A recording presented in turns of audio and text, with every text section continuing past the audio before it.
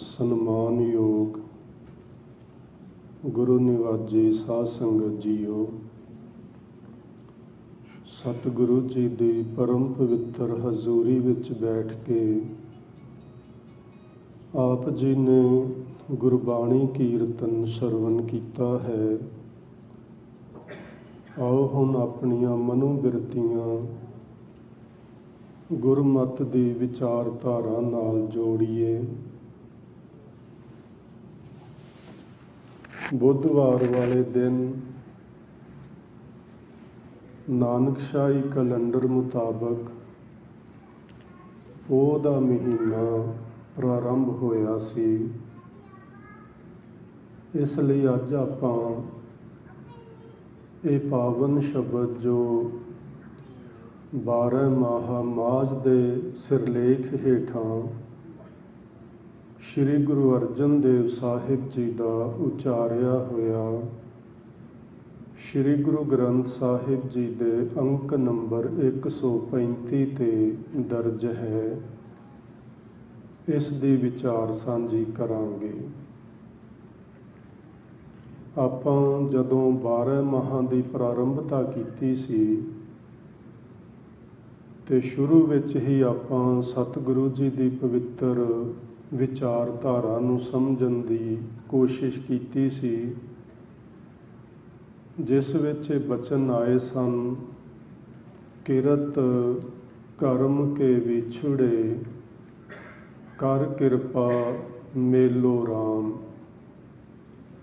ਹੇ ਵਾਹਿਗੁਰੂ ਜੀ, ਅਸੀਂ ਆਪਣੇ ਹੀ ਕੀਤੇ ਹੋਏ ਕਰਮਾਂ ਦੇ ਕਾਰਨ ਤੇਰੇ ਨਾਲੋਂ ਵਿਛੜ ਗਏ ਹਾਂ, ਤੇਰੇ ਤੋਂ ਦੂਰ ਚਲੇ ਗਏ ਹਾਂ।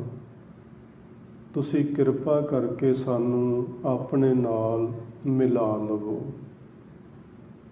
ਸੋ ਪਰਮਾਤਮਾ ਦੇ ਨਾਲ ਮਿਲਣ ਲਈ ਆਪਾਂ ਸਮੇਂ-ਸਮੇਂ ਵਿਚਾਰ ਕਰਦੇ ਰਹਿੰਦੇ ਹਾਂ ਤੇ ਖਾਸ ਕਰਕੇ ਇਸ 12 ਮਾਹਾਂ ਦੇ ਅੰਦਰ ਗੁਰੂ ਜੀ ਨੇ ਸਾਨੂੰ ਪਰਮਾਤਮਾ ਦਾ ਨਾਮ ਸਿਮਰਨ, ਸਾਧ ਸੰਗਤ ਕਰਨ, ਗੁਰੂ ਪਰਮੇਸ਼ਵਰ ਦੀ ਸ਼ਰਨ ਵਿੱਚ ਪੈਣ ਦੀ ਤਾਕੀਦ ਕੀਤੀ ਹੈ।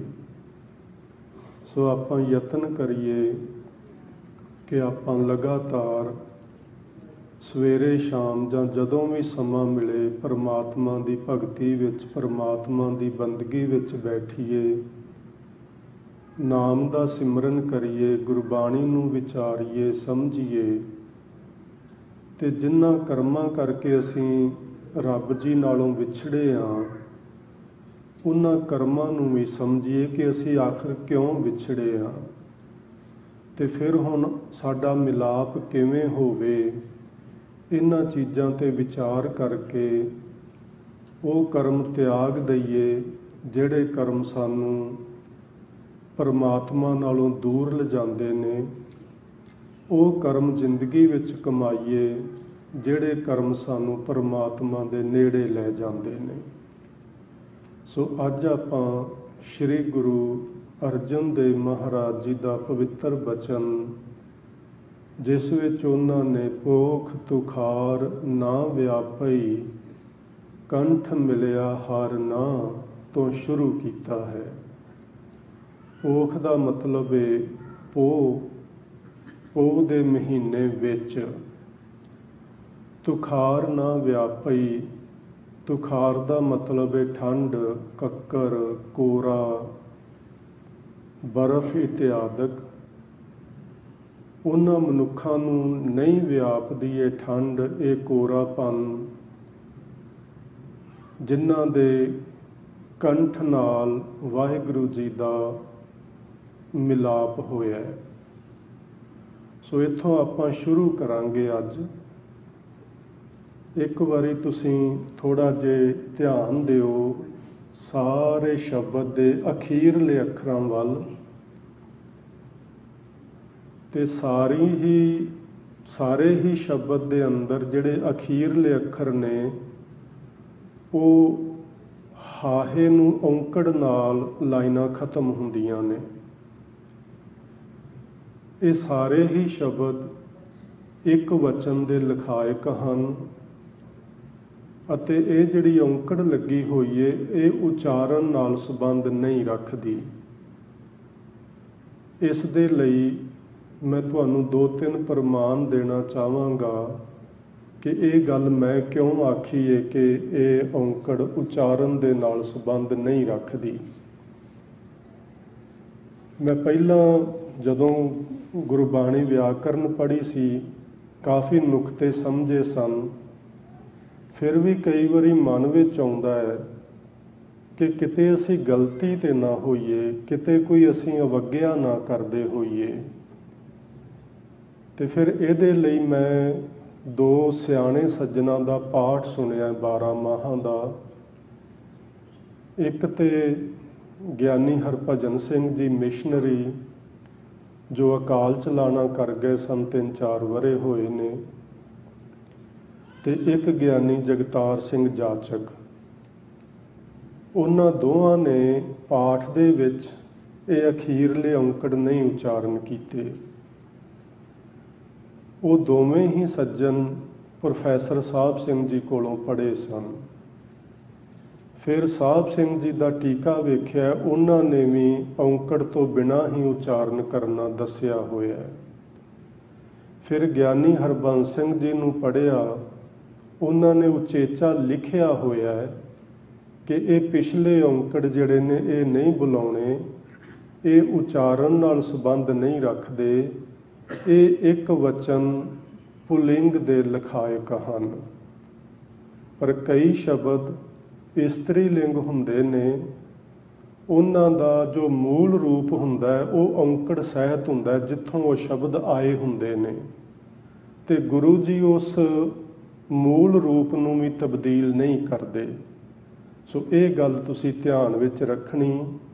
ਮੈਂ ਇਸ ਦਾ ਉਚਾਰਨ ਉਹ ਮਹਾਂਪੁਰਸ਼ਾਂ ਤੋਂ ਜਿਵੇਂ ਮੈਂ ਸੁਣਿਆ ਉਸੇ ਤਰ੍ਹਾਂ ਹੀ ਔਂਕੜ ਤੋਂ ਬਿਨਾਂ ਕਰਾਂਗਾ, ਔਰ ਤੁਹਾਨੂੰ ਵੀ ਸਲਾਹ ਦਿਆਂਗਾ ਕਿ ਤੁਸੀਂ ਵੀ ਗੁਰਬਾਣੀ ਵਿਆਕਰਨ ਨੂੰ ਪੜ੍ਹੋ, ਮਹਾਂਪੁਰਸ਼ਾਂ ਦੇ ਕੀਤੇ ਹੋਏ ਪਾਠ ਸੁਣੋ, ਤੇ ਫਿਰ ਇੱਕ ਇੱਕ ਸ਼ਬਦ ਨੂੰ ਸਮਝ ਕੇ ਉਸ ਦਾ ਪਾਠ ਕਰਿਆ ਕਰੋ ਤੇ ਉਸ ਦੀ ਵਿਚਾਰ ਕਰਿਆ ਕਰੋ। ਸੋ ਆਓ ਹੁਣ ਅਸੀਂ ਸ਼ਬਦਾਂ ਦੇ ਅਰਥਾਂ ਦੀ ਵਿਚਾਰ ਵੱਲ ਧਿਆਨ ਦਿੰਦੇ ਹਾਂ। ਸ਼ੁਰੂ ਕੀਤਾ ਸਤਿਗੁਰੂ ਜੀ ਨੇ, ਪੋਖ ਤੁਖਾਰ ਨਾ ਵਿਆਪਈ, ਕੰਠ ਮਿਲਿਆ ਹਰ ਨਾਹ, ਮਨ ਬੇਧਿਆ ਚਰਨਾਰ ਬਿੰਦ, ਦਰਸ਼ਨ ਲੱਗੜਾ ਸਾਹ। ਜਿਹੜਾ ਪੋਹ ਦਾ ਮਹੀਨਾ ਹੈ ਇਹ ਅਤ ਠੰਡ ਦਾ ਮਹੀਨਾ ਹੈ, ਤੇ ਜਿਹੜਾ ਹਾੜ ਦਾ ਮਹੀਨਾ ਹੁੰਦਾ ਹੈ ਉਹ ਅਤ ਗਰਮੀ ਦਾ ਮਹੀਨਾ ਹੁੰਦਾ ਹੈ। ਜਦੋਂ ਮਨੁੱਖ ਪੂਰਨ ਤੌਰ ਤੇ ਗਰਮੀ ਵਿੱਚੋਂ ਗੁਜ਼ਰ ਰਿਹਾ ਹੁੰਦਾ ਹੈ, ਉਹਦੇ ਮਨ ਨੂੰ ਘਬਰਾਹਟ ਹੁੰਦੀ ਹੈ, ਮਨ ਪਰੇਸ਼ਾਨ ਹੁੰਦਾ ਹੈ, ਬਾਰ-ਬਾਰ ਉਹ ਪਾਣੀ ਪੀਣ ਨੂੰ ਦੌੜਦਾ ਹੈ, ਬਾਰ-ਬਾਰ ਉਹ ਠੰਡੀ ਥਾਂ ਵੱਲ, ਛਾਂ ਵੱਲ ਨੂੰ ਭੱਜਦਾ ਹੈ। ਸੋ ਪਰੇਸ਼ਾਨੀ ਦੀ ਹਾਲਤ ਵਿੱਚੋਂ ਗੁਜ਼ਰ ਰਿਹਾ ਹੁੰਦਾ ਹੈ। ਜਦੋਂ ਠੰਡ ਹੁੰਦੀ ਏ, ਅਤ ਠੰਡ ਦੇ ਮੌਸਮ ਵਿੱਚ ਵਿਦਵਾਨਾਂ ਨੇ ਸਾਰਿਆਂ ਨੇ ਇਹ ਗੱਲ ਲਿਖੀ ਹੈ ਕਿ ਮਨੁੱਖ ਆਪਣੇ ਆਪ ਨੂੰ ਸੁੰਗੇੜਦਾ ਹੈ, ਇਕੱਠਾ ਕਰਦਾ ਹੈ। ਸਾਰੇ ਪਸ਼ੂ ਪੰਛੀ ਵੀ ਤੁਸੀਂ ਵੇਖੋਗੇ ਉਹ ਆਪਣੇ ਲੱਤਾਂ ਪੈਰ, ਆਪਣਾ ਮੂੰਹ ਬੜਾ ਸੰਕੋਚ ਕੇ ਇਕੱਠਾ ਕਰਕੇ ਬੈਠਦੇ ਨੇ ਤਾਂ ਕਿ ਉਹ ਠੰਡ ਤੋਂ ਬਚ ਸਕਣ। ਈਵਨ ਪੇੜ ਪੌਦੇ ਵੀ ਆਪਣੇ ਆਪ ਨੂੰ ਇਕੱਠਿਆਂ ਕਰਦੇ ਨੇ। ਸੋ ਇਹ ਕੁਦਰਤ ਦਾ ਅਸੂਲ ਹੈ ਕਿ ਜਦੋਂ ਠੰਡ ਵਾਪਰਦੀ ਏ, ਮਨੁੱਖ ਆਲਸੀ ਹੁੰਦਾ ਹੈ ਤੇ ਉਹ ਕਿਸੇ ਨਿੱਘ ਵਾਲੀ ਥਾਂ ਨੂੰ, ਜਿੱਥੇ ਉਹਨੂੰ ਥੋੜ੍ਹੀ ਗਰਮੀ ਮਿਲ ਸਕੇ, ਉੱਧਰ ਨੂੰ ਜਾਂਦਾ ਹੈ। ਤੇ ਅਸੀਂ ਕਈ ਵਾਰੀ ਵੇਖਦੇ ਹਾਂ ਕਿ ਬਾਹਰ ਨਿਕਲਣ ਨੂੰ ਜੀਅ ਨਹੀਂ ਕਰਦਾ ਹੁੰਦਾ, ਭਾਵੇਂ ਕੰਮਾਂ ਧੰਦਿਆਂ ਕਰਕੇ, ਆਪਣੇ ਕਾਰੋਬਾਰ ਕਰਕੇ ਸਾਨੂੰ ਘਰ ਦੇ ਅੰਦਰਲੀ ਨਿੱਘ ਦਾ ਤਿਆਗ ਕਰਨਾ ਪੈਂਦਾ ਹੈ, ਪਰ ਮਨ ਨਹੀਂ ਕਰ ਰਿਹਾ ਹੁੰਦਾ। ਮਨ ਕਰਦਾ ਹੈ ਕਿ ਇਸ ਬਿਸਤਰੇ ਵਿੱਚ, ਨਿੱਘੀ ਰਜਾਈ ਵਿੱਚ ਬੈਠੇ ਰਹੀਏ ਤੇ ਇਹਦਾ ਆਨੰਦ ਮਾਣੀਏ। ਸੋ ਇਹਦੇ ਵਿੱਚ ਆਲਸ ਪੈਦਾ ਹੁੰਦਾ ਹੈ ਤੇ ਗਰਮੀ ਵਿੱਚ ਘਬਰਾਹਟ ਪੈਦਾ ਹੁੰਦੀ ਹੈ। ਸੋ ਇਹ ਦੋ ਚੀਜ਼ਾਂ ਆਪਾਂ ਧਿਆਨ 'ਚ ਰੱਖਣੀਆਂ ਨੇ ਸਤਿਗੁਰੂ ਜੀ ਨੇ ਜਦੋਂ ਅਸਾੜ ਦਾ ਮਹੀਨਾ ਸਾਡੇ ਸਾਹਮਣੇ ਉਹਨਾਂ ਨੇ ਇਸ ਨੂੰ ਵਰਣਨ ਕੀਤਾ ਸੀ ਤੇ ਉਹਨਾਂ ਨੇ ਆਖਿਆ ਸੀ, ਆਸਾੜ ਤਪੰਦਾ ਤਿਸ ਲੱਗੈ, ਹਰ ਨਾ ਜਿੰਨਾ ਪਾਸ। ਨਾਹ ਦਾ ਮਤਲਬ ਹੈ ਪਤੀ ਪਰਮੇਸ਼ਵਰ। ਜਿਨ੍ਹਾਂ ਦੇ ਕੋਲ ਪਤੀ ਪਰਮਾਤਮਾ ਨਹੀਂ ਹੈ, ਉਹਨਾਂ ਨੂੰ ਹਾੜ ਦੇ ਮਹੀਨੇ ਦੀ ਗਰਮੀ ਜਿਹੜੀ ਏ ਉਹ ਘਬਰਾਹਟ ਦਿੰਦੀ ਏ, ਉਹ ਪਰੇਸ਼ਾਨ ਹੁੰਦੇ ਨੇ, ਉਹ ਦੁਖੀ ਹੁੰਦੇ ਨੇ ਉਸ ਗਰਮੀ ਤੋਂ, ਕਿਉਂਕਿ ਉਹਨਾਂ ਨੇ ਜਗ ਜੀਵਨ ਪੁਰਖ ਤਿਆਗ ਕੈ ਮਾਨਸ ਸੰਧੀ ਆਸ। ਜਗਤ ਦਾ ਜੀਵਨ ਆਧਾਰ ਅਕਾਲ ਪੁਰਖ ਵਾਹਿਗੁਰੂ, ਉਸ ਨੂੰ ਛੱਡ ਕੇ ਉਹਨਾਂ ਨੇ ਮਨੁੱਖ ਦੀ ਆਸ ਮਨ ਵਿੱਚ ਟਿਕਾਈ ਹੁੰਦੀ ਏ। ਇਸ ਲਈ ਉਹ ਘਬਰਾਹਟ ਦੇ ਵਿੱਚੋਂ ਨਿਕਲ ਰਹੇ ਹੁੰਦੇ ਨੇ, ਪਰੇਸ਼ਾਨੀ ਦੇ ਵਿੱਚੋਂ ਨਿਕਲ ਰਹੇ ਹੁੰਦੇ ਨੇ। ਇਸੇ ਹੀ ਤਰ੍ਹਾਂ ਪੋਖ ਤੁਖਾਰ ਨਾ ਵਿਆਪਈ, ਕੰਠ ਮਿਲਿਆ ਹਰ ਨਾਹ। ਜਿਨ੍ਹਾਂ ਦੇ ਗਲੇ ਨਾਲ ਪ੍ਰਭੂ ਪਤੀ ਪਰਮਾਤਮਾ ਮਿਲਿਆ ਹੁੰਦਾ ਹੈ, ਉਹਨਾਂ ਨੂੰ ਇਹ ਪੋਹ ਦੇ ਮਹੀਨੇ ਦੀ ਸਰਦੀ, ਇਹ ਕੋਰਾਪਨ, ਇਹ ਆਲਸ, ਇਹ ਸੁਸਤੀ ਨਹੀਂ ਵਿਆਪਦੀ, ਭਾਵ ਉਹਨਾਂ ਨੂੰ ਇਹ ਪਰੇਸ਼ਾਨ ਨਹੀਂ ਕਰਦੀ। ਸੋ ਇਹਨਾਂ ਦੋਹਾਂ ਮਹੀਨਿਆਂ ਵਿੱਚ ਸ਼ਬਦ ਹਰ ਨਾ ਵਰਤਿਆ ਗਿਆ ਹੈ।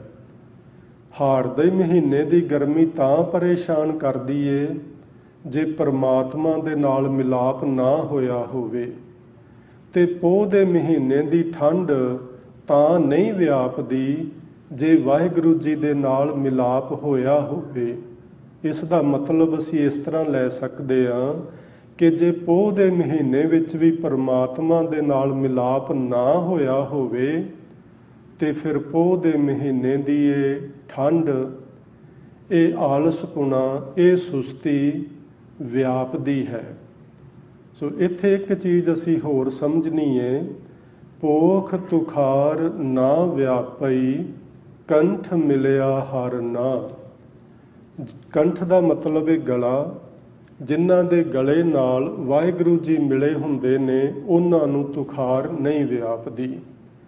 ਹਰੀ ਜੀ ਗਲੇ ਨਾਲ ਕਿਵੇਂ ਮਿਲਦੇ ਨੇ, ਇਹ ਗੱਲ ਸਮਝਣੀ ਹੈ, ਕਿਉਂਕਿ ਹਰੀ ਜੀ ਦਾ ਆਕਾਰ ਨਹੀਂ, ਹਰੀ ਜੀ ਦਾ ਸਰੀਰ ਨਹੀਂ, ਵਾਹਿਗੁਰੂ ਆਕਾਰ ਤੋਂ ਰਹਿਤ ਏ, ਉਹ ਸਾਡੇ ਗਲੇ ਨਾਲ ਕਿਵੇਂ ਲੱਗੇ। ਸੋ ਇੱਥੇ ਅਸੀਂ ਕਈ ਵਾਰੀ ਸਮਝਦੇ ਹੁੰਦੇ ਹਾਂ ਕਿ ਪਰਮੇਸ਼ਵਰ ਦੇ ਨਾਮ ਸਿਮਰਨ ਦੀਆਂ ਮੁੱਖ ਰੂਪ ਵਿੱਚ 4 ਅਵਸਥਾਵਾਂ ਹੁੰਦੀਆਂ ਨੇ। ਜਦੋਂ ਕੋਈ ਵੀ ਜਗਿਆਸੂ ਪਰਮਾਤਮਾ ਦੇ ਨਾਮ ਦਾ ਜਾਪ ਜਾਂ ਜਪ ਕਰਨਾ ਪ੍ਰਾਰੰਭ ਕਰਦਾ ਹੈ, ਤੇ ਪਹਿਲਾਂ ਉਹ ਆਪਣੀ ਰਸਨਾ ਦੁਆਰਾ ਬੋਲ ਬੋਲ ਕੇ ਕਰਦਾ ਹੈ। ਇਸ ਨੂੰ ਮਹਾਂਪੁਰਸ਼ ਪਹਿਲੀ ਹੀ ਅਵਸਥਾ ਆਖਦੇ ਨੇ, ਜਪ ਕਰਨਾ ਜਾਂ ਜਾਪ ਕਰਨਾ। ਦੂਜੀ ਅਵਸਥਾ ਹੁੰਦੀ ਏ ਉਸ ਪਰਮੇਸ਼ਵਰ ਦੇ ਨਾਮ ਦਾ ਕੰਠ ਵਿੱਚ ਹੋਣਾ। ਸੋ ਇੱਥੇ ਦੂਜੀ ਅਵਸਥਾ ਦਾ ਜ਼ਿਕਰ ਹੈ, ਨਾ ਕਿ ਰੱਬ ਦਾ ਸਰੀਰ ਧਾਰ ਕੇ ਕਿਸੇ ਮਨੁੱਖ ਦੇ ਗਲੇ ਨਾਲ ਲੱਗਣਾ। ਇੱਥੇ ਹੈ ਪਰਮਾਤਮਾ ਦਾ ਅੰਮ੍ਰਿਤ ਨਾਮ ਜਦੋਂ ਕਿਸੇ ਮਨੁੱਖ ਦੇ ਕੰਠ ਵਿੱਚ ਚਲਾ ਜਾਏ, ਉਦੋਂ ਉਸ ਨੂੰ ਜਿਹੜੀ ਸੁਸਤੀ ਏ ਇਹ ਪਰੇਸ਼ਾਨ ਨਹੀਂ ਕਰਦੀ, ਉਦੋਂ ਇਸ ਨੂੰ ਆਲਸ ਤੰਗ ਨਹੀਂ ਕਰਦਾ। ਇੱਕ ਸ਼ਬਦ ਹੁੰਦਾ ਹੈ ਕੋਰਾ। ਜਦੋਂ ਕੋਰਾ ਪੈਂਦਾ ਬਾਹਰ ਧਰਤੀ ਦੇ ਉੱਤੇ, ਤੇ ਜਿੰਨੇ ਪੇੜ ਪੌਦੇ ਹੁੰਦੇ ਨੇ, ਘਾਹ ਆਦਿਕ ਹੁੰਦਾ ਹੈ, ਉਹ ਸਾਰੇ ਉਹਨਾਂ ਨੂੰ ਸੁਕਾ ਦਿੰਦਾ ਹੈ। ਇਸੇ ਤਰ੍ਹਾਂ ਜਦੋਂ ਸਾਡੇ ਮਨ ਤੇ ਕੋਰਾਪਨ ਦਾ ਪ੍ਰਭਾਵ ਪੈਂਦਾ ਹੈ, ਕੋਰਾਪਨ ਤੁਸੀਂ ਸਮਝਦੇ ਹੋ ਕਿ ਇਹ ਮਨੁੱਖ ਦੂਜਿਆਂ ਦੇ ਨਾਲ ਮਿਲਣਸਾਰ ਨਹੀਂ ਰਹਿੰਦਾ, ਉਦੋਂ ਇਹਦੇ ਤੇ ਕੋਰਾਪਨ ਵਾਲੀ ਅਵਸਥਾ ਵਾਪਰ ਰਹੀ ਹੁੰਦੀ ਹੈ। ਸੋ ਇਹ ਜਿਹੜਾ ਕੋਰਾਪਨ ਹੈ, ਇਹ ਸਾਨੂੰ ਦੂਜਿਆਂ ਨਾਲੋਂ ਦੂਰ ਕਰਦਾ ਹੈ। ਇਹੋ ਹੀ ਕੋਰਾਪਨ ਸਾਨੂੰ ਵਾਹਿਗੁਰੂ ਜੀ ਤੋਂ ਵੀ ਦੂਰ ਕਰਦਾ ਹੈ। ਜਦੋਂ ਕਿਸੇ ਮਨੁੱਖ ਦੀ ਦੂਸਰੀ ਅਵਸਥਾ ਬਣਦੀ ਏ, ਪਰਮੇਸ਼ਵਰ ਦਾ ਨਾਮ ਸਿਮਰਨ ਉਹਦੇ ਕੰਠ ਵਿੱਚ ਚਲਾ ਜਾਂਦਾ ਹੈ, ਇਸ ਨੂੰ ਆਖਦੇ ਨੇ ਕੰਠ ਮਿਲਿਆ ਹਰ ਨਾ। ਪਰਮਾਤਮਾ ਅਕਾਲ ਪੁਰਖ ਵਾਹਿਗੁਰੂ ਦਾ ਨਾਮ, ਪਤੀ ਪਰਮੇਸ਼ਵਰ ਦਾ ਨਾਮ ਜਦੋਂ ਕਿਸੇ ਦੇ ਕੰਠ ਵਿੱਚ ਚਲਾ ਜਾਏ, ਉਦੋਂ ਉਸ ਦੇ ਮਨ ਉੱਤੇ ਕੋਰਾਪਨ ਨਹੀਂ ਵਿਆਪਦਾ, ਉਦੋਂ ਮਨੁੱਖ ਮਿਲਣਸਾਰ ਹੋ ਜਾਂਦਾ ਹੈ, ਸਾਰਿਆਂ ਵਿੱਚੋਂ ਇੱਕ ਪਰਮਾਤਮਾ ਦੀ ਜੋਤ ਨੂੰ ਵੇਖਦਾ ਹੈ, ਸਭਨਾਂ ਵਿੱਚ ਇੱਕ ਵਾਹਿਗੁਰੂ ਜੀ ਨੂੰ ਤੱਕਦਾ ਹੈ ਤੇ ਸਾਰਿਆਂ ਨਾਲ ਪ੍ਰੇਮ ਦਾ ਵਿਵਹਾਰ ਕਰਦਾ ਹੈ। ਫਿਰ ਉਹਦੇ ਮਨ ਚੋਂ ਕੋਰਾਪਨ ਖਤਮ ਹੋ ਜਾਂਦਾ ਹੈ। ਇਸੇ ਹੀ ਗੱਲ ਨੂੰ ਭਗਤ ਭੀਖਣ ਜੀ ਨੇ ਆਪਣੇ ਬਚਨਾਂ ਰਾਹੀਂ ਵਰਣਨ ਕੀਤਾ ਹੈ। ਉਹ ਕਹਿੰਦੇ ਨੇ, ਐ ਮਨੁੱਖ, ਤੇਰੀ ਸਾਰੀ ਜ਼ਿੰਦਗੀ ਨਿਕਲ ਗਈ, ਅਜੇ ਤੇਰੇ ਕੰਠ ਵਿੱਚ ਪਰਮੇਸ਼ਵਰ ਦਾ ਨਾਮ ਨਹੀਂ ਗਿਆ। ਭਾਵ ਅਜੇ ਤੂੰ ਅਧਿਆਤਮਿਕਤਾ ਦੀ ਦੂਸਰੀ ਅਵਸਥਾ ਵਿੱਚ ਹੀ ਨਹੀਂ ਪਹੁੰਚਿਆ। ਇਸ ਨੂੰ ਅਸੀਂ ਇਸ ਤਰ੍ਹਾਂ ਇੱਕ ਉਦਾਹਰਨ ਨਾਲ ਸਮਝ ਲਈਏ ਕਿ ਜੇ ਬੱਚਾ ਸਾਰੀ ਜ਼ਿੰਦਗੀ 20, 25, 30 ਵਰ੍ਹੇ ਸਕੂਲ ਜਾਂਦਾ ਰਵੇ ਤੇ ਬੈਠਾ ਪਹਿਲੀ ਕਲਾਸ ਵਿੱਚ ਹੀ ਰਵੇ, ਤੇ ਅਸੀਂ ਕੀ ਆਖ ਸਕਦੇ ਹਾਂ ਉਸ ਬੱਚੇ ਨੂੰ? ਇਸ ਤਰ੍ਹਾਂ ਹੀ ਆਖਾਂਗੇ ਕਿ ਇਹ ਅਸਲੋਂ ਹੀ ਨਲਾਇਕ ਹੈ। ਇਹੋ ਹੀ ਸ਼ਬਦ ਅਸੀਂ ਵਰਤਾਂਗੇ ਉਹਦੇ ਲਈ ਕਿ ਇੰਨੇ ਸਾਲ ਹੋ ਗਏ ਨੇ ਅਜੇ ਦੂਜੀ ਕਲਾਸ 'ਚ ਨਹੀਂ ਪਹੁੰਚਿਆ। ਆਪਾਂ ਲੋਕ ਵਿੱਚੇ ਹੀ ਮੈਂ ਹਾਂ, ਸਾਰੀ ਉਮਰ ਲੰਘ ਗਈ ਹੈ ਗੁਰਦੁਆਰੇ ਦੇ ਫੇਰੇ ਮਾਰਦੇ ਹਾਂ, ਚੱਕਰ ਕੱਢਦੇ ਹਾਂ, ਪਰ ਅਜੇ ਅਸੀਂ ਦੂਜੀ ਕਲਾਸ ਵਿੱਚ ਹੀ ਨਹੀਂ ਗਏ, ਅਜੇ ਅਸੀਂ ਪਹਿਲੀ 'ਚ ਹੀ ਬੈਠੇ ਹਾਂ। ਤੇ ਪਹਿਲੀ 'ਚ ਵੀ ਉੱਥੇ ਕਰਕੇ ਹੀ ਬੈਠੇ ਹਾਂ, ਜੇ ਕੋਈ ਧੱਕੇ ਨਾਲ ਕਹਾ ਦੇਵੇ ਵੀ ਵਾਹਿਗੁਰੂ ਬੋਲ ਲਵੋ ਤੇ ਬੋਲ ਲੈਂਦੇ ਹਾਂ, ਨਹੀਂ ਤੇ ਸਾਡਾ ਕੋਈ ਮਨ ਨਹੀਂ ਕਰਦਾ ਸਿਮਰਨ ਕਰਨ ਨੂੰ, ਵਾਹਿਗੁਰੂ ਬੋਲਣ ਨੂੰ। ਸੋ ਅਸੀਂ ਅਜੇ ਕਿੱਥੇ ਬੈਠੇ ਹਾਂ, ਇਹ ਅਸੀਂ ਆਪ ਖੁਦ ਵੇਖੀਏ। ਭਗਤ ਭੀਖਣ ਜੀ ਆਖਦੇ ਨੇ ਕਿ ਐ ਮਨੁੱਖ, ਤੇਰੀ ਸਾਰੀ ਜ਼ਿੰਦਗੀ ਨਿਕਲ ਗਈ, ਤੂੰ ਅਜੇ ਦੂਜੀ ਅਵਸਥਾ ਵਿੱਚ ਹੀ ਨਹੀਂ ਪਹੁੰਚਿਆ, ਤੂੰ ਪਹਿਲੀ ਕਲਾਸ ਵਿੱਚ ਹੀ ਬੈਠਾ ਹੈ ਤੇ ਤੂੰ ਕਰ ਕੀ ਰਿਹਾ ਹੈ, ਸੋਚ ਕੀ ਰਿਹਾ ਹੈ? ਆਪ ਜੀ ਫਰਮਾਉਂਦੇ ਨੇ, ਨੈਨੋ ਨੀਰ ਬਹਿ ਤਨ ਖੀਨਾ, ਭਏ ਕੇਸ ਦੁੱਧਵਾਨੀ।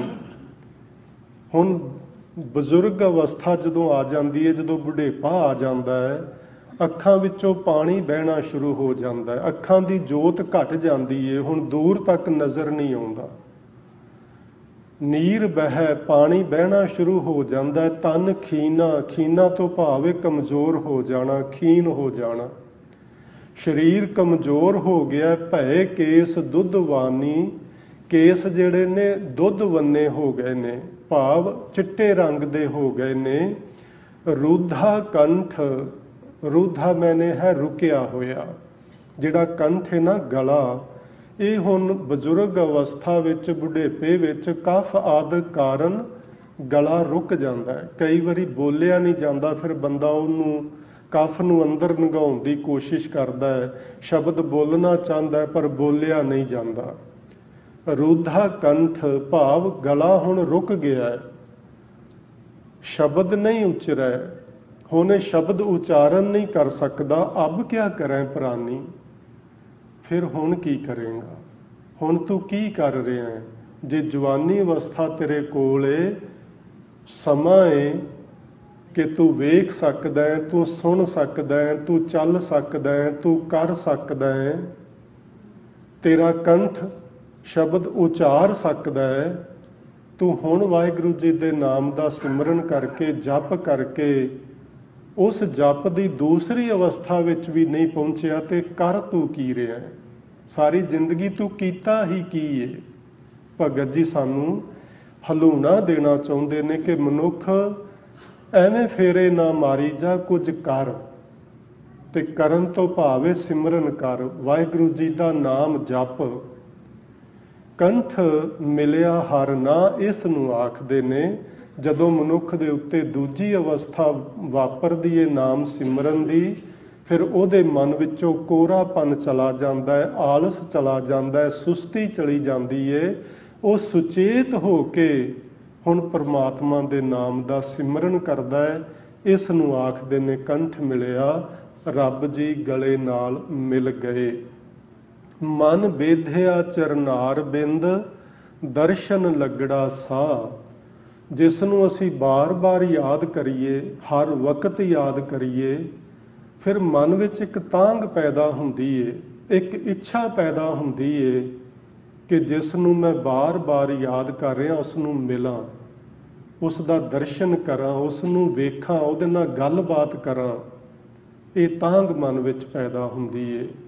ਤੇ ਜਦੋਂ ਮਨ ਵਿੱਚ ਤਾਂਘ ਪੈਦਾ ਹੋ ਜਾਏ ਇਸ ਦੂਸਰੀ ਅਵਸਥਾ ਤੋਂ ਬਾਅਦ, ਜਦੋਂ ਪਰਮੇਸ਼ਵਰ ਦਾ ਨਾਮ ਗਲੇ ਵਿੱਚ ਸਿਮਰਨ ਹੋਣਾ ਪ੍ਰਾਰੰਭ ਹੋ ਜਾਏ ਤੇ ਉਹਦੇ ਦਰਸ਼ਨਾਂ ਦੀ ਤਾਂਘ ਵਧਣੀ ਸ਼ੁਰੂ ਹੋ ਜਾਂਦੀ ਹੈ। ਇਹ ਗੁਰਬਾਣੀ ਵਿੱਚ ਦੱਸੀਆਂ ਹੋਈਆਂ ਸਟੇਜਸ ਨੇ ਜਿਨ੍ਹਾਂ ਨੂੰ ਅਸੀਂ ਕਦੀ ਧਿਆਨ ਨਹੀਂ ਦਿੱਤਾ, ਜਿਨ੍ਹਾਂ ਵੱਲ ਕਦੀ ਧਿਆਨ ਨਹੀਂ ਦਿੱਤਾ, ਤੇ ਅਸੀਂ ਬੇਧਿਆਨੇ ਹੀ ਸਾਰੀ ਜ਼ਿੰਦਗੀ ਇਸ ਤਰ੍ਹਾਂ ਚੱਕਰ ਕੱਟਦੇ ਰਹਿੰਦੇ ਹਾਂ। ਸਾਨੂੰ ਧਿਆਨ ਦੇਣਾ ਚਾਹੀਦਾ ਹੈ ਕਿ ਮਨ ਬੇਧਿਆ ਚਰਨਾਰ ਬਿੰਦ, ਜਦੋਂ ਪਰਮੇਸ਼ਵਰ ਦਾ ਨਾਮ ਕਿਸੇ ਮਨੁੱਖ ਦੇ ਗਲੇ ਵਿੱਚ ਹੋਣਾ ਸ਼ੁਰੂ ਹੋ ਜਾਏ, ਦੂਸਰੀ ਅਵਸਥਾ ਬਣ ਜਾਏ, ਉਦੋਂ ਉਹਦੇ ਮਨ ਵਿੱਚ ਪ੍ਰਭੂ ਦੇ ਮਿਲਣ ਦੀ ਤਾਂਘ ਪੈਦਾ ਹੁੰਦੀ ਏ। ਤੇ ਜਿਸ ਨੂੰ ਬਾਰ-ਬਾਰ ਯਾਦ ਕਰੀਏ ਉਹਦਾ ਫਿਰ ਸਵਰੂਪ ਸਾਡੀਆਂ ਅੱਖਾਂ ਸਾਹਮਣੇ ਆਉਣਾ ਸ਼ੁਰੂ ਹੋ ਜਾਂਦਾ ਹੈ। ਸਾਡਾ ਮਨ ਹਰ ਵਕਤ ਉਹਦੀ ਯਾਦ ਵਿੱਚ ਜੁੜਿਆ ਰਹਿੰਦਾ ਹੈ। ਤੇ ਇੱਥੇ ਹੈ ਮਨ ਬੇਧਿਆ ਚਰਨਾਰ ਬਿੰਦ। ਚਰਨ ਜਮਾ ਅਰ ਬਿੰਦ, ਇਹ ਦੋ ਸ਼ਬਦਾਂ ਦੇ ਸੁਮੇਲ ਤੋਂ ਬਣਿਆ ਹੋਇਆ ਇੱਕ ਸ਼ਬਦ ਹੈ ਚਰਨਾਰ ਬਿੰਦ। ਇਸ ਦਾ ਅਰਥ ਹੈ ਚਰਨ ਕਮਲ। ਚਰਨ ਜਮਾ ਅਰ ਬਿੰਦ ਹੁੰਦਾ ਹੈ ਕਮਲ। ਸੋ ਇਹ ਦੋ ਸ਼ਬਦਾਂ ਨੂੰ ਜਦੋਂ ਮਿਲਾਈਦਾ ਤੇ ਵਿੱਚੋਂ ਐੜਾ ਖਤਮ ਹੋ ਜਾਂਦਾ ਤੇ ਐੜੇ ਦੀ ਥਾਂ ਕੰਨਾ ਲੈ ਲੈਂਦਾ ਹੈ। ਸੋ ਚਰਨਾਰ ਬਿੰਦ, ਮਨ ਬੇਧਿਆ ਚਰਨਾਰ ਬਿੰਦ, ਬੇਧਿਆ ਮੈਨੇ ਵਿੰਨਿਆ ਗਿਆ। ਜਿਸ ਮਨੁੱਖ ਦੀ ਅਵਸਥਾ ਦੂਸਰੀ ਬਣ ਜਾਂਦੀ ਏ, ਉਸ ਮਨੁੱਖ ਦਾ ਮਨ ਅਕਾਲ ਪੁਰਖ ਵਾਹਿਗੁਰੂ ਜੀ ਦੇ ਚਰਨ ਕਮਲਾਂ ਨਾਲ ਵਿੰਨਿਆ ਜਾਂਦਾ ਹੈ। ਭਾਵ ਸੁਰਤ ਹੁਣ ਹਰ ਵਕਤ ਉਹਦੇ ਨਾਲ ਜੁੜੀ ਰਹਿੰਦੀ ਏ। ਦਰਸ਼ਨ ਲੱਗੜਾ ਸਾਹ ਇੱਕ ਵਚਨ ਹੈ, ਭਾਵ ਹਰ ਇੱਕ ਸਾਹ ਦੇ ਨਾਲ ਦਰਸ਼ਨਾਂ ਦੀ ਤਾਂਘ ਬਣੀ ਰਹਿੰਦੀ ਹੈ। ਦਰਸ਼ਨ ਵੇਖਣ ਨੂੰ ਮਨ ਕਰਦਾ ਰਹਿੰਦਾ ਹੈ। ਸੋ ਇਹ ਪਹਿਲੀਆਂ ਦੋ ਪੰਕਤੀਆਂ ਤੋਂ ਅਸੀਂ ਇਹ ਗੱਲ ਸਿੱਖਣੀ ਹੈ ਕਿ ਅਸੀਂ ਸਾਰੀ ਜ਼ਿੰਦਗੀ ਪਹਿਲੀ ਕਲਾਸ ਵਿੱਚ ਨਹੀਂ ਬੈਠੇ ਰਹਿਣਾ। ਯਤਨ ਕਰੀਏ ਇਸ ਪਹਿਲੀ ਕਲਾਸ ਨੂੰ ਪਾਸ ਕਰਕੇ ਤੇ ਦੂਜੀ ਵਿੱਚ ਦਾਖਲਾ ਲਈਏ। ਪਰਮੇਸ਼ਵਰ ਦਾ ਨਾਮ ਸਾਡੇ ਗਲੇ ਵਿੱਚ, ਸਾਡੇ ਕੰਠ ਵਿੱਚ ਹੋਣਾ ਸ਼ੁਰੂ ਹੋਵੇ ਤੇ ਹੌਲੀ ਹੌਲੀ ਵਾਹਿਗੁਰੂ ਜੀ ਦੇ ਚਰਨਾਂ ਨਾਲ ਸਾਡਾ ਪਿਆਰ ਬਣੇ, ਉਹਦੇ ਦਰਸ਼ਨਾਂ ਦੀ ਤਾਂਘ ਮਨ ਵਿੱਚ ਬਣੇ। ਐਸਾ ਨਹੀਂ ਕਿ ਸਾਡੇ ਮਨ ਵਿੱਚ ਤਾਂਘ ਨਹੀਂ, ਕੋਈ ਨਾ ਕੋਈ ਤਾਂਘ ਹੁੰਦੀ ਹੈ, ਤਾਂ ਹੀ ਅਸੀਂ ਦੌੜ ਕੇ ਸਤ ਸੰਗਤ ਵੱਲ ਆਉਂਦੇ ਹਾਂ, ਤਾਂ ਹੀ ਅਸੀਂ ਗੁਰੂ ਚਰਨਾਂ ਵਿੱਚ ਮੱਥਾ ਟੇਕਣ ਲਈ ਆਉਂਦੇ ਹਾਂ।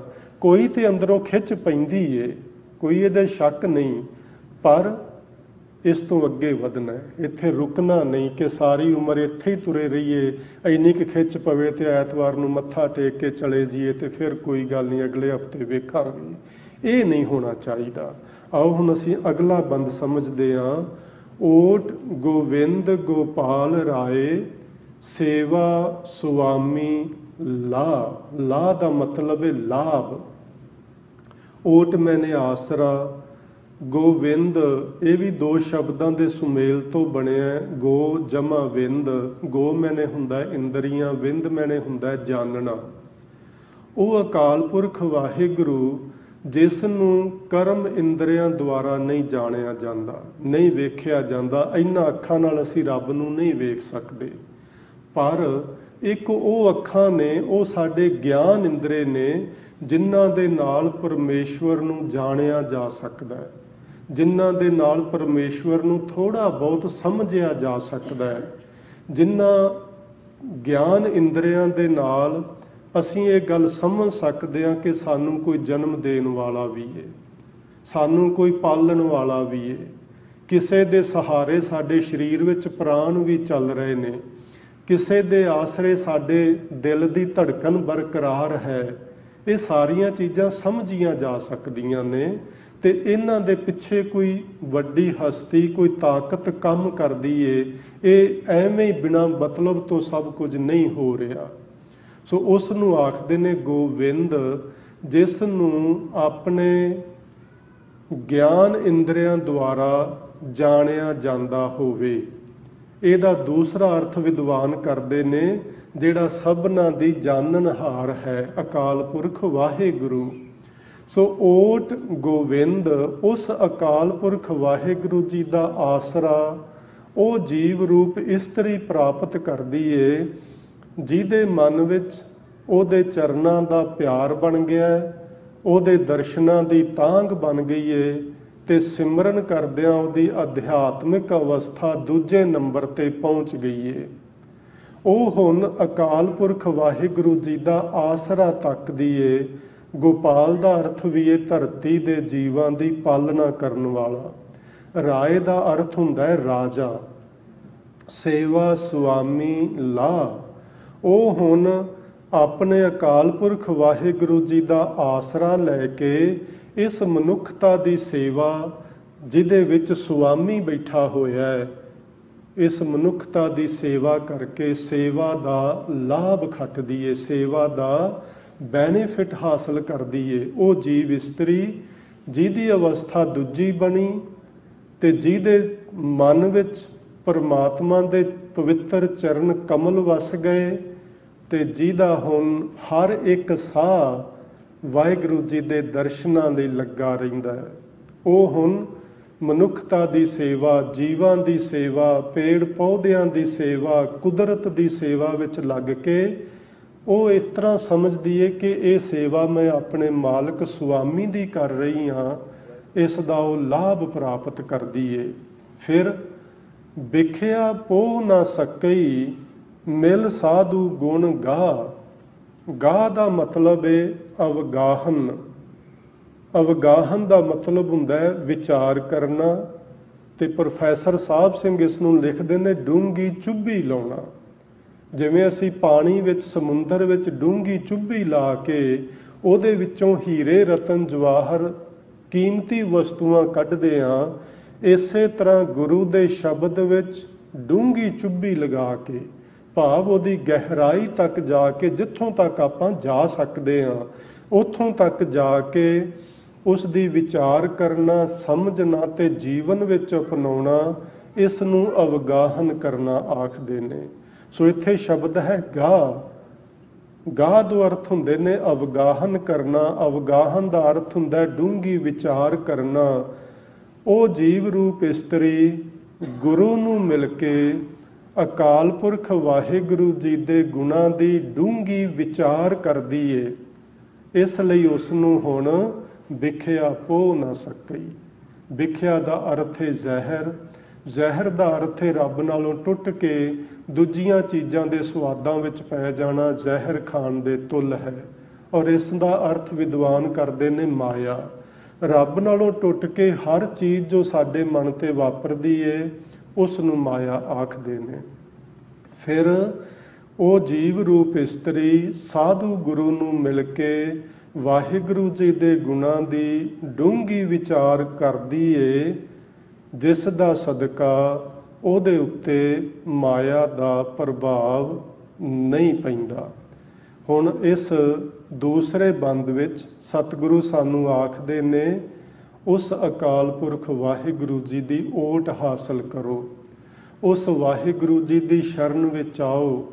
ਸਾਨੂੰ ਬਹੁਤ ਸਾਰੇ ਆਸਰੇ ਹੁੰਦੇ ਨੇ ਜੀਵਨ ਵਿੱਚ। ਅਸੀਂ ਤੱਕਦੇ ਹਾਂ ਬਜ਼ੁਰਗਾਂ ਦਾ ਆਸਰਾ ਹੈ, ਵੱਡਿਆਂ ਦਾ ਆਸਰਾ ਹੁੰਦਾ ਹੈ, ਸਾਨੂੰ ਆਪਣੇ ਸੱਜਣਾ ਮਿੱਤਰਾਂ ਦਾ ਸਹਾਰਾ ਹੁੰਦਾ ਹੈ, ਸਾਨੂੰ ਆਪਣੀ ਇਕੱਠੀ ਕੀਤੀ ਹੋਈ ਮਾਇਆ ਦਾ ਸਹਾਰਾ ਹੁੰਦਾ ਹੈ, ਸਾਨੂੰ ਆਪਣੇ ਵਿਦਵਤਾ ਜਾਂ ਆਪਣੇ ਗਿਆਨ ਦਾ ਸਹਾਰਾ ਹੁੰਦਾ ਹੈ। ਬਹੁਤ ਸਾਰੇ ਸਹਾਰੇ ਸਾਨੂੰ ਹੁੰਦੇ ਨੇ। ਪਰ ਸਤਿਗੁਰੂ ਆਖਦੇ ਨੇ ਇਹਨਾਂ ਸਾਰਿਆਂ ਸਹਾਰਿਆਂ ਦੀ ਤੈਨੂੰ ਪ੍ਰਾਪਤ ਕਰਨ ਦੀ ਲੋੜ ਨਾ ਰਹਿ ਜਾਏਗੀ ਜੇ ਤੂੰ ਇੱਕ ਅਕਾਲ ਪੁਰਖ ਦਾ ਸਹਾਰਾ ਪ੍ਰਾਪਤ ਕਰ ਲਵੇਂ। ਜੇ ਤੂੰ ਅਕਾਲ ਪੁਰਖ ਦਾ ਆਸਰਾ ਲੈ ਲਵੇਂ ਤੇ ਇਹ ਸਾਰੇ ਆਸਰੇ ਜਿਹੜੇ ਹੁਣ ਅਸੀਂ ਲੈਂਦੇ ਹਾਂ ਉਸ ਦੇ ਆਸਰੇ ਦੇ ਵਿੱਚ ਹੀ ਆ ਜਾਣਗੇ। ਸਤਿਗੁਰੂ ਫਰਮਾਉਂਦੇ ਨੇ ਗੁਰਬਾਣੀ ਦੇ ਅੰਦਰ ਪੰਨਾ ਨੰਬਰ 1306 ਉੱਤੇ, ਪ੍ਰਾਨ ਨਾਥ ਅਨਾਥ ਦਾਤੇ ਦੀਨ ਗੋਬਿੰਦ ਸ਼ਰਨ। ਓਟ ਮੈਨੇ ਆਸਰਾ ਲੈਣਾ, ਸ਼ਰਨ ਵਿੱਚ ਆਉਣਾ। ਹੇ ਪ੍ਰਾਨਨਾਥ, ਹੇ ਪ੍ਰਾਣਾਂ ਦੇ ਸਹਾਰੇ, ਹੇ ਅਨਾਥਾਂ ਦੇ ਦਾਤੇ, ਹੇ ਦੀਨਾਂ ਦੀ ਪਾਲਣਾ ਕਰਨ ਵਾਲੇ, ਮੈਂ ਤੇਰੀ ਸ਼ਰਨ ਵਿੱਚ ਹਾਂ। ਆਸ ਪੂਰਨ ਦੁਖ ਬਿਨਾਸਨ ਗਹੀ ਓਟ ਨਾਨਕ ਹਰ ਚਰਨ। ਜਦੋਂ ਉਸ ਪ੍ਰਾਣਾਂ ਦੇ ਸਹਾਰੇ ਅਕਾਲ ਪੁਰਖ ਵਾਹਿਗੁਰੂ ਜੀ ਦੀ ਸ਼ਰਨ ਕੋਈ ਲੈ ਲੈਂਦਾ ਹੈ ਤੇ ਸਾਰੀਆਂ ਆਸਾਵਾਂ ਪੂਰੀਆਂ ਹੋ ਜਾਂਦੀਆਂ ਨੇ ਤੇ ਸਾਰੇ ਦੁੱਖ ਦੂਰ ਹੋ ਜਾਂਦੇ ਨੇ। ਇਸ ਲਈ ਗੁਰੂ ਅਰਜਨ ਦੇਵ ਸਾਹਿਬ ਸਾਨੂੰ ਸਮਝਾ ਰਹੇ ਨੇ, ਭਾਈ ਉਸ ਅਕਾਲ ਪੁਰਖ ਵਾਹਿਗੁਰੂ ਜੀ ਦੀ ਓਟ ਲਵੋ, ਉਸ ਦਾ ਸਹਾਰਾ ਲਵੋ, ਗੁਰੂ ਨੂੰ ਮਿਲ ਕੇ ਉਸ ਵਾਹਿਗੁਰੂ ਜੀ ਦੇ ਗੁਣਾਂ ਦੀ ਡੂੰਘੀ ਵਿਚਾਰ ਕਰੋ, ਮਨੁੱਖਤਾ ਦੀ ਸੇਵਾ ਕਰਕੇ ਇਹ ਸੇਵਾ ਦਾ ਲਾਭ ਪ੍ਰਾਪਤ ਕਰੋ, ਫਿਰ ਤੁਹਾਡੇ ਤੇ ਮਾਇਆ ਆਪਣਾ ਪ੍ਰਭਾਵ ਨਹੀਂ ਪਾਏਗੀ। ਅਗਲੇ ਬੰਦ ਵਿੱਚ ਜਹ ਤੇ ਉਪਜੀ ਤਹ ਮਿਲੀ ਸੱਚੀ ਪ੍ਰੀਤ ਸਮਾਹ, ਕਰ ਗਹਿ ਲੀਨੀ ਪਾਰ ਬ੍ਰਹਮ ਬਹੁੜ ਨ ਵਿਛੜੀਆ। ਹੁਣ ਅਸੀਂ ਇਸ ਨੂੰ ਇਸ ਤਰ੍ਹਾਂ ਸਮਝਦੇ ਹਾਂ ਕਿ ਪਹਿਲਾਂ ਸਤਿਗੁਰੂ ਜੀ ਨੇ ਸਾਨੂੰ ਆਖਿਆ ਸੀ ਕਿ ਸਿਮਰਨ ਵਧਾਓ, ਭਾਵ ਜਪ ਕਰਦੇ ਕਰਦੇ ਸਿਮਰਨ ਨੂੰ ਕੰਠ ਵਿੱਚ ਲੈ ਜਾਓ, ਦੂਸਰੀ ਅਵਸਥਾ ਬਣਾਓ। ਫਿਰ ਆਖਿਆ ਉਸ ਪ੍ਰਭੂ ਪਤੀ ਪਰਮਾਤਮਾ ਦਾ ਸਹਾਰਾ ਲਵੋ। ਜਦੋਂ ਉਸ ਦੇ ਆਸਰੇ ਵਿੱਚ, ਉਸ ਦੀ ਸ਼ਰਨ ਵਿੱਚ ਆ ਜਾਵਾਂਗੇ ਤੇ ਇੱਥੇ ਸਤਿਗੁਰੂ ਜੀ ਜੀਵ ਰੂਪ ਇਸਤਰੀ ਨੂੰ ਸੰਬੋਧਨ ਕਰਦੇ ਨੇ, ਆਖਦੇ ਨੇ ਜਹ ਤੇ ਉਪਜੀ ਤਹ ਮਿਲੀ। ਉਸ ਪਰਮਾਤਮਾ ਦਾ ਸਹਾਰਾ ਲੈ ਕੇ ਨਾਮ ਦਾ ਸਿਮਰਨ ਕਰਦਿਆਂ ਕਰਦਿਆਂ ਇਹ ਜੀਵ ਰੂਪ ਇਸਤਰੀ ਜਿਸ ਤੋਂ ਉਪਜੀ ਭਾਵ ਪੈਦਾ ਹੋਈ, ਜਿਸ ਤੋਂ ਪੈਦਾ ਹੋਈ ਸੀ, ਸਿਮਰਨ ਕਰਦਿਆਂ ਕਰਦਿਆਂ ਤਹ ਮਿਲੀ, ਉਸੇ ਨੂੰ ਹੀ ਮਿਲ ਗਈ। ਸੱਚੀ ਪ੍ਰੀਤ ਸਮਾਹ, ਉਹ ਸੱਚੀ ਪ੍ਰੀਤ ਵਿੱਚ ਸਮਾ ਗਈ। ਭਾਵ ਹੁਣ ਉਹਦੀ ਜਿਹੜੀ ਪ੍ਰੀਤ ਏ ਉਹ ਕੇਵਲ ਤੇ ਕੇਵਲ ਇੱਕ ਅਕਾਲ ਪੁਰਖ ਵਾਹਿਗੁਰੂ ਜੀ ਨਾਲ ਬਣ ਗਈ ਏ ਤੇ ਮਾਇਆ ਨਾਲੋਂ ਟੁੱਟ ਗਈ ਏ। ਇੱਕ ਗੱਲ ਹੋਰ ਵੀ ਚੇਤੇ ਰੱਖਣਾ, ਮਾਇਆ ਨਾਲੋਂ ਟੁੱਟ ਜਾਣ ਦਾ ਮਤਲਬ ਇਹ ਨਾ ਲੈਣਾ ਕਿ ਅਸੀਂ ਕੋਈ ਸੰਸਾਰ ਨੂੰ ਛੱਡ ਕੇ ਵਿਰਕਤ ਹੋ ਜਾਣਾ ਹੈ, ਨਹੀਂ। ਸਗੋਂ ਸੰਸਾਰ ਵਿੱਚ ਰਹਿੰਦਿਆਂ, ਇਸ ਮਾਇਆ ਦੇ ਧੰਦਿਆਂ ਵਿੱਚ ਰਹਿੰਦਿਆਂ ਆਪਣੀ ਸੁਰਤ ਨੂੰ ਇਸ ਤੋਂ ਉੱਚਾ ਉਠਾਉਣਾ ਹੈ। ਜਹ ਤੇ ਉਪਜੀ ਤਹ ਮਿਲੀ ਸੱਚੀ ਪ੍ਰੀਤ ਸਮਾਹ, ਉਹਦੀ ਸੱਚੀ ਪ੍ਰੀਤ ਹੁਣ ਹਰ ਵਕਤ ਪਰਮੇਸ਼ਵਰ ਨਾਲ ਜੁੜੀ ਰਹਿੰਦੀ ਏ। ਜਿਸ ਤੋਂ ਉਹ ਪੈਦਾ ਹੋਈ ਸੀ ਉਹਦੇ ਵਿੱਚ ਹੀ ਉਹ ਜੀਵ ਰੂਪ ਇਸਤਰੀ ਆਖਰ ਮਿਲ ਗਈ ਏ। ਕਰ ਗਹਿ ਲੀਨੀ ਪਾਰ ਬ੍ਰਹਮ, ਹੁਣ ਪਰਮਾਤਮਾ ਨੇ ਕਰ ਮੈਨੇ ਹੱਥ, ਪਾਰ ਬ੍ਰਹਮ ਦਾ ਮੰਮੇ ਨੂੰ ਸਿਹਾਰੀ ਦੱਸਦੀ ਏ ਨੇ, ਪਾਰ ਬ੍ਰਹਮ ਨੇ। ਅਕਾਲ ਪੁਰਖ ਵਾਹਿਗੁਰੂ ਜੀ ਨੇ ਹੱਥ ਫੜ ਕੇ ਆਪਣਾ ਬਣਾ ਲਿਆ ਉਸ ਨੂੰ। ਕਰ ਗਹਿ ਲੀਨੀ ਪਾਰ ਬ੍ਰਹਮ, ਪਰਮੇਸ਼ਵਰ ਨੇ ਉਸ ਜੀਵ ਰੂਪ ਇਸਤਰੀ ਦਾ ਹੱਥ ਫੜ ਕੇ ਉਸ ਨੂੰ ਆਪਣਾ ਬਣਾ ਲਿਆ। ਬਹੁੜ ਨਾ ਵਿਛੜੀਆ, ਉਹ ਹੁਣ ਜੀਵ ਰੂਪ ਇਸਤਰੀ ਪਰਮਾਤਮਾ ਤੋਂ ਦੁਬਾਰਾ ਨਹੀਂ ਵਿਛੜੇਗੀ। ਸੋ ਇਸ ਗੱਲ ਨੂੰ ਸਮਝਣ ਲਈ ਪੰਜਵੇਂ ਪਾਤਸ਼ਾਹ ਜੀ ਦਾ ਇੱਕ ਫਰਮਾਨ ਆਪ ਜੀ ਫਰਮਾਉਂਦੇ ਨੇ, ਪੰਨਾ ਨੰਬਰ 778 ਤੇ, ਹਰ ਆਪੇ ਲੈ ਮਿਲਾਏ ਕਰ ਗਹਿ ਲੀਨੀ ਪਾਰ ਬ੍ਰਹਮ, ਹਰ ਆਪੇ ਲੈ ਮਿਲਾਏ ਬਹੁੜ ਨਾ ਵਿਛੜੀਆ। ਕਿਉਂ ਵਿਛੋੜਾ ਥੀ ਵਈ ਬਲਰਾਮ ਜੀਓ, ਇਹ ਮੇਰੇ ਸੋਹਣੇ ਰਾਮ, ਮੈਂ ਤੇਰੇ ਤੋਂ ਸਦਕੇ ਜਾਵਾਂ, ਮੈਂ ਤੇਰੇ ਤੋਂ ਬਲਿਹਾਰ ਜਾਵਾਂ। ਜਿਸ ਜੀਵ ਰੂਪ ਇਸਤਰੀ ਨੂੰ ਤੂੰ ਆਪ ਹੀ ਉਹਦੀ ਬਾਂਹ ਫੜ ਕੇ ਆਪਣੇ ਗਲੇ ਨਾਲ ਲਗਾ ਲੈਣਾ, ਭਾਵ ਜਿਹਨੂੰ ਤੂੰ ਆਪਣਾ ਬਣਾ ਲੈਣਾ ਹੈ, ਫਿਰ ਦੁਬਾਰਾ ਉਸ ਨੂੰ ਵਿਛੋੜਾ ਨਹੀਂ ਵੇਖਣਾ ਪੈਂਦਾ। ਤੇ ਵਿਛੋੜਾ ਇੱਕ ਬਹੁਤ ਵੱਡਾ ਦੁੱਖ ਹੈ। ਅਸੀਂ ਕਈ ਵਾਰੀ ਆਪਣੇ ਪਿਆਰਿਆਂ ਤੋਂ ਵਿਛੜਦੇ ਹਾਂ, ਬੱਚਿਆਂ ਤੋਂ ਵਿਛੜਦੇ ਹਾਂ, ਮਾਤਾ ਪਿਤਾ ਤੋਂ ਵਿਛੜਦੇ ਹਾਂ। ਉਹਨਾਂ ਨਾਲੋਂ ਵਿਛੜ ਕੇ ਅਸੀਂ ਭਾਵੇਂ ਕਿੰਨੇ ਸੁਖੀ ਰਹਿੰਦੇ ਹੋਈਏ, ਪਰ ਉਹਨਾਂ ਦੇ ਵਿਛੋੜੇ ਦਾ ਦੁੱਖ ਕਿਤੇ ਨਾ ਕਿਤੇ ਸਾਡੇ ਮਨ ਵਿੱਚ ਬੈਠਾ ਹੀ ਰਹਿੰਦਾ ਹੈ। ਵਿਛੋੜਾ ਇੱਕ ਬਹੁਤ ਭਾਰੀ ਦੁੱਖ ਹੈ। ਫਿਰ ਪਰਮਾਤਮਾ ਦਾ ਵਿਛੋੜਾ, ਜਿਸ ਕਿਸੇ ਮਨੁੱਖ ਨੂੰ ਇਹ ਅਹਿਸਾਸ ਹੋ ਜਾਂਦਾ ਹੈ ਕਿ ਮੈਂ ਆਪਣੇ ਪਿਤਾ ਤੋਂ ਵਿਛੜਿਆ ਹੋਇਆ, ਮੈਂ ਆਪਣੀ ਸੱਚੀ ਮਾਂ ਤੋਂ ਵਿਛੜਿਆ ਹੋਇਆ, जे किते ये एहसास मन विच जाग पवे तो फिर ये विछोड़ा भी बड़ा दुखी करता है। फिर जिन्ना चिर वो जग्यासू अपने पति परमेश्वर नूं, अपने माता पिता परमात्मा नूं मिल नहीं पैंदा, उन्ना चिर उहदा ये दुख दूर नहीं हुंदा। पर सतगुरु आखदे ने जिहदी इहो जी अवस्था बनदी है नाम सिमरन कर करके उस नूं परमात्मा उहदी बांह फड़ के अपने नाल मिला लैंदा है ते फिर कदी दुबारा विछोड़ा नहीं हुंदा। जिस नूं तेरी टेक सो सदा सद जीवई बलराम जीओ। हे सोहणे वाहगुरू अकाल पुरख जी, मैं तेरे तो सदके जावां ਜਿਹੜੀ जीव रूप इस्तरी तेरी ओट तक लैंदी है, तेरा सहारा तक लैंदी है, वो सदा सद जीवई, ਉਹਨੂੰ सदैव काल ਲਈ आत्मक जीवन मिल जाता है। ਉਹਦਾ फिर तेरे नालों विछोड़ा नहीं हुंदा। सो जे आपां आत्मक जीवन चाहुंदे आ, जे चाहुंदे आ कि विछोड़े दा दुख दूर होवे, ते फिर सच्ची प्रीत सानू उस अकाल पुरख वाहिगुरू जी दे नाल जोड़नी चाहिदी है। इस बंद ਵਿੱਚ ਸਾਨੂੰ सतगुरु जी ਇਹ ਗੱਲ ਸਮਝਾ ਰਹੇ ਨੇ। ਅੱਗੇ ਸਮਝਾਉਂਦੇ ਨੇ, ਬਾਹਰ ਜਾਉ ਲੱਖ ਬੇਰੀਆ ਹਰ ਸੱਜਣ ਅਗੰਮ ਅਗਾ, ਸ਼ਰਮ ਪਈ ਨਾਰਾਇਣ ਨਾਨਕ ਦਰ ਪਈਆ। ਸਦਕੇ ਜਾਵਾਂ ਲੱਖਾਂ ਵਾਰੀ, ਬਾਹਰ ਜਾਉ ਵਾਰਨੇ ਜਾਵਾਂ ਲੱਖ ਬੇਰੀਆ ਲੱਖਾਂ ਵਾਰੀ, ਕਿਹਦੇ ਤੋਂ? हर सज्जन अगम अगाह। अगाह का मतलब है जिहड़ा बहुत डूंघाई वाला है, जिहदे अखीर तक साडी सुरत नहीं पहुँच सकती। अगम जिहदे तक साडियां कर्म ते ज्ञान इंद्रियां जिसदा अंत नहीं पा सकदियां। ओ मेरा सज्जन है अकाल पुरख वाहिगुरू, मैं उस तो लखां वारी कुर्बान जावां। शर्म पई नारायण नानक दर पई आह।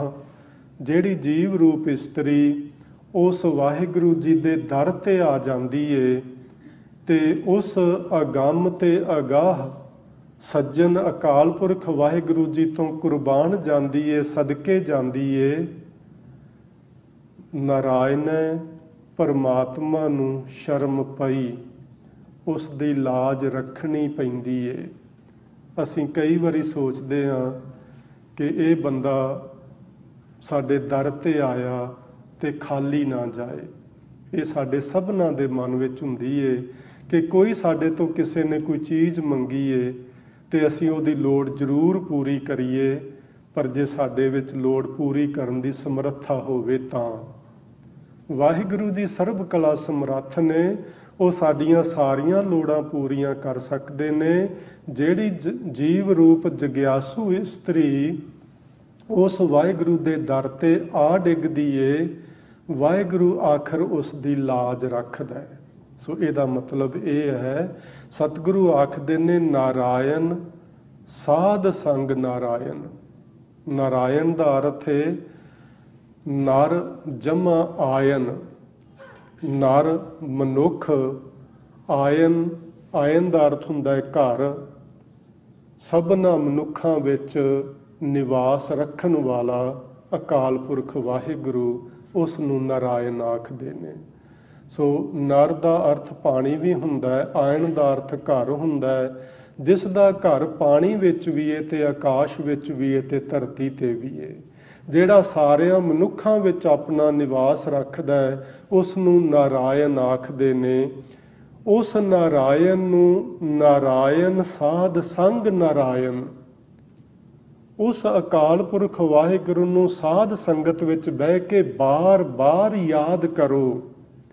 बारंबार नारायण गायन, बार बार उस वाहिगुरू दियां सिफतां करो जिहड़ा सारियां विच वसिया होया है। बस्त अगोचर गुर मिल लही, नारायण ओट नानक दास गही।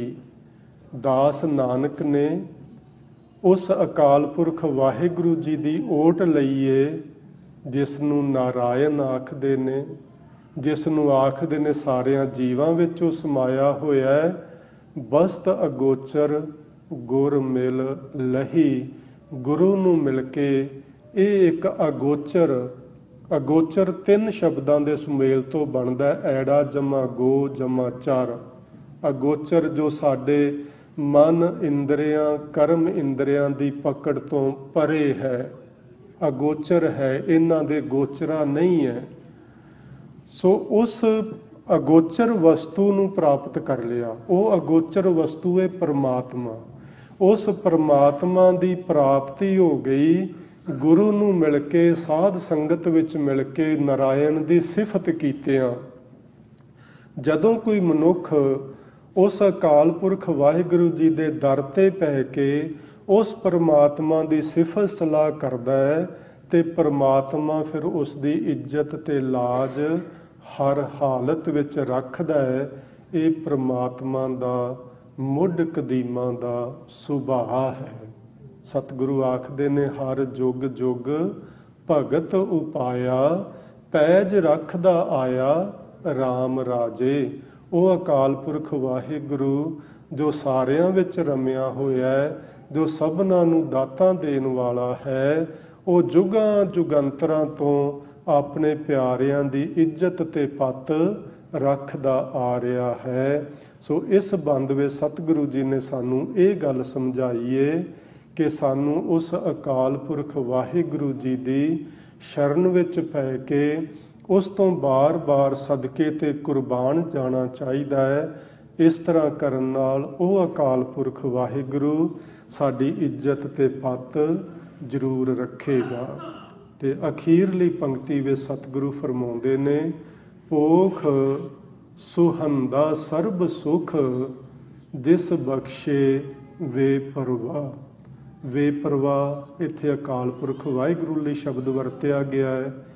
ਜਿਸ ਕਿਸੇ ਮਨੁੱਖ ਦੇ ਉੱਤੇ ਅਕਾਲ ਪੁਰਖ ਵਾਹਿਗੁਰੂ ਜੀ ਆਪਣੀ ਬਖਸ਼ਿਸ਼ ਕਰ ਦਿੰਦੇ ਨੇ, ਉਹਨਾਂ ਮਨੁੱਖਾਂ ਨੂੰ ਇਹ ਜਿਹੜਾ ਪੋਹ ਮਹੀਨਾ ਹੈ, ਜਿਹਦੇ ਵਿੱਚ ਤੁਖਾਰ ਸੀ, ਜਿਹਦੇ ਵਿੱਚ ਕੋਰਾਪਨ ਸੀ, ਜਿਹਦੇ ਵਿੱਚ ਆਲਸ ਸੀ, ਜਿਹਦੇ ਵਿੱਚ ਸੁਸਤੀ ਸੀ, ਜਿਸ ਮਹੀਨੇ ਵਿੱਚ ਕੁਝ ਬਾਹਰ ਨਿਕਲ ਕੇ ਕੰਮ ਕਰਨ ਨੂੰ ਚਿੱਤ ਨਹੀਂ ਸੀ ਕਰਦਾ, ਠੰਡ ਦੇ ਮਾਰੇ ਜੀਵ ਠਰੂ ਠਰੂ ਕਰਦੇ ਸੁੰਗੜੇ ਹੋਏ ਸਨ। ਪਰ ਸਤਿਗੁਰੂ ਆਖਦੇ ਨੇ, ਜਿਹੜੇ ਮਨੁੱਖ ਦੇ ਕੰਠ ਵਿੱਚ ਵਾਹਿਗੁਰੂ ਜੀ ਦਾ ਨਾਮ ਸਿਮਰਨ ਚਲਾ ਜਾਂਦਾ ਹੈ, ਉਹਦੇ ਉੱਤੇ ਵਾਹਿਗੁਰੂ ਜੀ ਦੀ ਬਖਸ਼ਿਸ਼ ਹੋਣੀ ਆਰੰਭ ਹੋ ਜਾਂਦੀ ਏ। ਜਦੋਂ ਵਾਹਿਗੁਰੂ ਜੀ ਦੀ ਬਖਸ਼ਿਸ਼ ਹੁੰਦੀ ਏ, ਫਿਰ ਇਹ ਪੋਹ ਇਹੋ ਜਿਹੇ ਗੁਣਾਂ ਵਾਲਾ ਆਖ ਲਓ ਜਿਹਦੇ ਵਿੱਚ ਸਾਨੂੰ ਸੁਸਤੀ ਪੈ ਰਹੀ ਸੀ, ਆਲਸ ਪੈ ਰਿਹਾ ਸੀ, ਮਨ ਕੁਝ ਕਰਨ ਨੂੰ ਨਹੀਂ ਸੀ ਕਰਦਾ, ਉਹ ਸੋਹਣਾ ਲੱਗਦਾ ਹੈ। ਭਾਵ ਉਹ ਸਾਰੀਆਂ ਚੀਜ਼ਾਂ ਸਾਡੇ ਮਨ ਤੇ ਹੁਣ ਪ੍ਰਭਾਵ ਨਹੀਂ ਪਾਉਂਦੀਆਂ। ਗਰਮੀ ਦਾ ਮਹੀਨਾ ਸੀ ਹਾੜ, ਜਿਹਦੇ ਵਿੱਚ ਪੂਰਨ ਤੌਰ ਤੇ ਗਰਮੀ ਵੱਧ ਜਾਂਦੀ ਇਸ ਧਰਤੀ ਦੇ ਉੱਤੇ, ਉਹਦੇ ਵਿੱਚ ਵੀ ਸਤਿਗੁਰਾਂ ਨੇ ਆਖਿਆ ਸੀ, ਆਸਾੜ ਸੁਹੰਦਾ ਤਿਸ ਲੱਗੈ, ਜਿਸ ਮਨ ਹਰ ਚਰਨ ਨਿਵਾਸ। ਜਿਹਦੇ ਮਨ ਵਿੱਚ ਵਾਹਿਗੁਰੂ ਜੀ ਦੇ ਚਰਨ ਭਾਵ ਵਾਹਿਗੁਰੂ ਜੀ ਦੇ ਸ਼ਬਦ ਦਾ ਸਿਮਰਨ ਦਾ ਨਿਵਾਸ ਹੋ ਜਾਂਦਾ ਹੈ, ਉਸ ਨੂੰ ਗਰਮੀ ਦਾ ਕਾਹਲਾਪਨ, ਗਰਮੀ ਦੀ ਪਰੇਸ਼ਾਨੀ ਉਹ ਤੰਗ ਨਹੀਂ ਕਰਦੀ। ਉਸ ਨੂੰ ਹਾੜ ਦਾ ਮਹੀਨਾ ਵੀ ਸੋਹਣਾ ਲੱਗਦਾ ਹੈ। ਤੇ ਜਿਹਦੇ ਉੱਤੇ ਵਾਹਿਗੁਰੂ ਜੀ ਬਖਸ਼ਿਸ਼ ਕਰਦੇ ਨੇ, ਉਸ ਨੂੰ ਪੋਹ ਮਹੀਨਾ ਵੀ ਸੁੰਦਰ ਲੱਗਦਾ ਹੈ, ਸੋਹਣਾ ਲੱਗਦਾ ਹੈ। ਸੋ ਸਤਿਗੁਰੂ ਜੀ ਨੇ ਇਸ ਪਾਵਨ ਸ਼ਬਦ ਰਾਹੀਂ ਸਾਨੂੰ ਜਿਹੜੇ ਬਚਨ ਸਮਝਾਏ ਨੇ, ਸੰਖੇਪ ਵਿੱਚ ਇੱਕ ਤਾਂ ਇਹ ਕਿ ਸਾਨੂੰ ਸਿਮਰਨ ਵਧਾਉਣਾ ਚਾਹੀਦਾ ਹੈ। ਕੇਵਲ ਅਸੀਂ ਪਹਿਲੀ ਕਲਾਸ ਵਿੱਚ ਨਾ ਬੈਠੇ ਰਹੀਏ। ਅਧਿਆਤਮਿਕਤਾ ਦੀ ਦੂਸਰੀ ਜਿਹੜੀ ਸਟੇਜ ਹੈ, ਕੰਠ ਵਿੱਚ ਪਰਮੇਸ਼ਵਰ ਦੇ ਨਾਮ ਦਾ ਸਿਮਰਨ ਹੋਣਾ, ਉਸ ਵੱਲ ਥੋੜ੍ਹਾ ਧਿਆਨ ਦੇ ਕੇ ਅੱਗੇ ਵਧਣ ਦੀ ਕੋਸ਼ਿਸ਼ ਕਰੀਏ। ਜਿਹੜੇ ਉਸ ਤੋਂ ਅੱਗੇ ਵਧੇ ਨੇ ਭਾਈ, ਉਹਨਾਂ ਨੂੰ ਅਵਸਥਾਵਾਂ ਮੁਬਾਰਕ ਹੋਣ। ਪਰ ਜਿਹੜੇ ਮੇਰੇ ਵਰਗੇ ਅਜੇ ਪਿੱਛੇ ਬੈਠੇ ਨੇ, ਆਪਾਂ ਅੱਗੇ ਵਧੀਏ, ਵਾਹਿਗੁਰੂ ਜੀ ਦਾ ਆਸਰਾ ਤੱਕੀਏ ਜੀਵਨ ਵਿੱਚ, ਉਸ ਦੇ ਸਹਾਰੇ ਆਪਣਾ ਜੀਵਨ ਬਤੀਤ ਕਰੀਏ। ਇਸ ਤਰ੍ਹਾਂ ਕਰਨ ਦੇ ਨਾਲ ਵਾਹਿਗੁਰੂ ਜੀ ਦੀ ਬਖਸ਼ਿਸ਼ ਹਾਸਲ ਹੋਵੇਗੀ। ਫਿਰ ਮਨ ਵਿੱਚੋਂ ਕੋਰਾਪਨ ਖਤਮ ਹੋ ਜਾਏਗਾ, ਆਲਸ ਤੇ ਸੁਸਤੀ ਖਤਮ ਹੋ ਜਾਏਗੀ, ਪ੍ਰਭੂ ਦੇ ਨਾਲ ਪਿਆਰ ਬਣੇਗਾ ਤੇ ਨਿਤ ਨਵਾਂ ਜੀਵਨ ਉਤਸ਼ਾਹ ਭਰਿਆ ਸਾਨੂੰ ਮਿਲੇਗਾ। ਤੇ ਫਿਰ ਇਸ ਤਰ੍ਹਾਂ ਆਖ ਸਕਦੇ ਹਾਂ, ਨਾਨਕ ਭਗਤਾਂ ਸਦਾ ਵਿਗਾਸ ਵਾਲੀ ਜ਼ਿੰਦਗੀ ਬਣ ਜਾਏਗੀ, ਸਾਡਾ ਇਹ ਮਨੁੱਖਾ ਜੀਵਨ ਸਫਲ ਜੀਵਨ ਬਣ ਜਾਏਗਾ। ਇੰਨੇ ਕੁ ਸ਼ਬਦ ਪ੍ਰਵਾਨ ਕਰਨਾ ਜੀ। ਬੇਅੰਤ ਪ੍ਰਕਾਰ ਦੀਆਂ ਹੋਈਆਂ ਭੁੱਲਾਂ ਦੀ ਖਿਮਾ ਬਖਸ਼ਿਸ਼ ਕਰਨਾ। ਪਿਆਰ ਨਾਲ ਆਖੋ ਜੀ, ਵਾਹਿਗੁਰੂ ਜੀ ਕਾ ਖਾਲਸਾ, ਵਾਹਿਗੁਰੂ ਜੀ ਕੀ ਫਤਿਹ।